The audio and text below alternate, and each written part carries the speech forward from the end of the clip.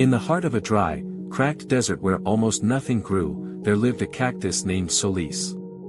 Unlike the towering saguaros around him that stood straight and tall, Solis was short, bent, and had a strange curve in his stem that made him look as though he had grown sideways. The other cacti often whispered about him. Why does he look like that? He's not growing properly. Maybe the wind got him when he was young.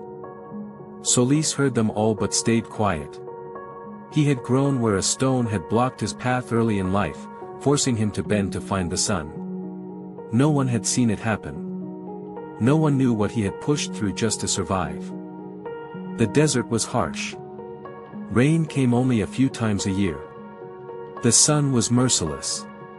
But Solis, like all cacti, stored water in his thick green skin and learned to wait. Still, he often wondered why he had to look so different. When birds came to rest, they perched on the tall, straight ones. When insects looked for shade, they went to the wider, broader cacti. Solis sat alone, his shadow crooked and small. One summer, the heat grew worse than anyone could remember. For weeks, no clouds came. The air shimmered with heat. The ground baked and split open. Even the tallest cacti began to shrivel. Their arms drooped. Their skins cracked. Water was nowhere.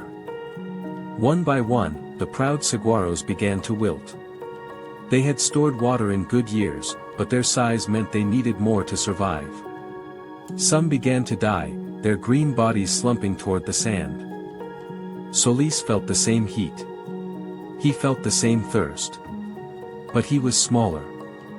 He had curved close to the ground where the heat was a little less severe.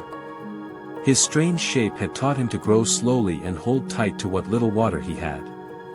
He began to notice that while others withered, he remained. Soon, birds that once perched on high arms came fluttering down, looking for shelter wherever they could. They found it in the crook of Solis's stem.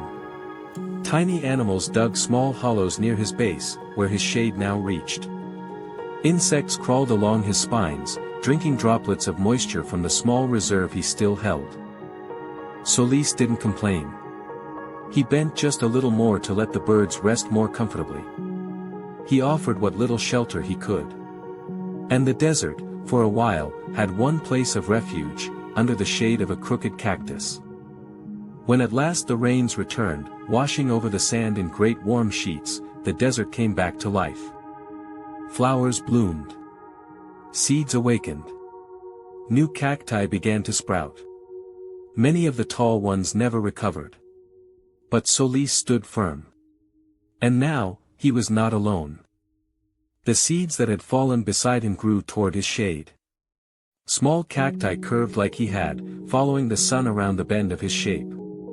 Animals returned. Birds nested again. One day, a young cactus sprout looked up at him and asked, "Why are you bent like that?"